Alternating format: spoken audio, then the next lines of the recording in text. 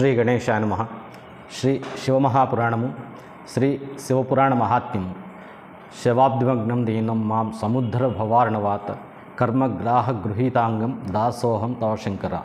శౌనక మహర్షి సాధన విషయమును గురించి ప్రశ్నించగా సూత మహర్షి ఆయనకు శివపురాణం యొక్క గొప్ప మహిమను వినిపించుట. శ్రీ శౌనకులు అడిగిరి, సూత మహర్షి, మీరు గొప్ప జ్ఞానులు, సకల సిద్ధాంతములను ఎరిగినవారు. ప్రభు, పురాణ కథల సారతత్వ వైశిష్ట్యమును నాకు వివరింపుడు. జ్ఞాన వైరాగ్యములతో కూడి భక్తిచే పొందబడు వివేకము ఎట్లు వృద్ధి అగును? సత్పురుషులు తమ కామ క్రోధాది మానసిక వికారములను ఎట్లు నిగ్రహించెదరు? భయంకరమైన ఈ కలికాలమునందు జీవులు అసుర స్వభావమును కలిగి ఉన్నారు. ఈ జీవ సముదాయమును శుద్ధమనరించుటకు శ్రేష్టమైన ఉపాయం ఇది. శుభకరమైన వస్తువులలో పరమోత్కృష్టము, మంగళకరము, పవిత్రమనరించినది ఏది? అట్టి ఉపాయములలో సర్వోత్తమమైన ఏదైనా శాశ్వత సాధనము తెలుపండి స్వామి. ఆ సాధన ఎట్లుండవలెననగా, దేవదేవుడగు శివుని సంతోషపరచు దానిని నీకు తెలిపెదను. చెవులకు ఆనందము కలిగించు దానిని, అమృత స్వరూపమును, దివ్యమైన దానిని వినుము. మునీంద్ర, శివపురాణము మిగుల శ్రేయస్కరమైనది. పూర్వము పరమశివుడే దానిని ప్రవచించెను. ఇది కాలసర్పము నుండి ప్రాప్తముకు గొప్ప దుఃఖమును నశింపజేయు ఉత్తమ సాధనము.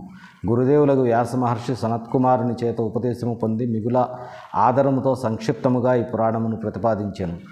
దీనివలన కలియుగమునందు మానవులకు పరమ హితము లభించునను ఉద్దేశంతో ఈ పురాణము రచింపబడినది.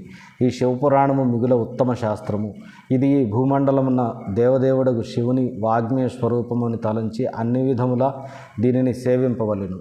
దీని పఠన శ్రవణములు సకల సాధనముల ఫలమును చేకూర్చును.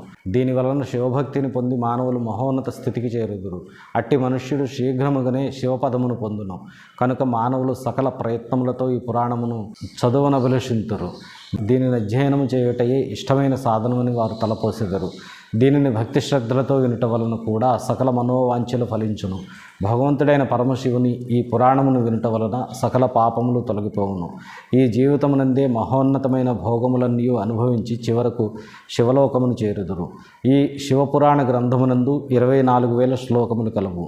ఇది 7 సంహితలతో కూడి ఉన్నది. మానవుడు భక్తి, జ్ఞాన, వైరాగ్యముల చేత సంపన్నుడై మిక్కిలి గౌరవముతో దీనిని శ్రవణము చేయవలెను. 7 సంహితలు గల ఈ శివపురాణము దివ్యమైనది. పరబ్రహ్మ పరమాత్మతో సమానమై విరాజిల్లుచున్నది కనుక పరమోన్నత స్థితిని ప్రసాదించును.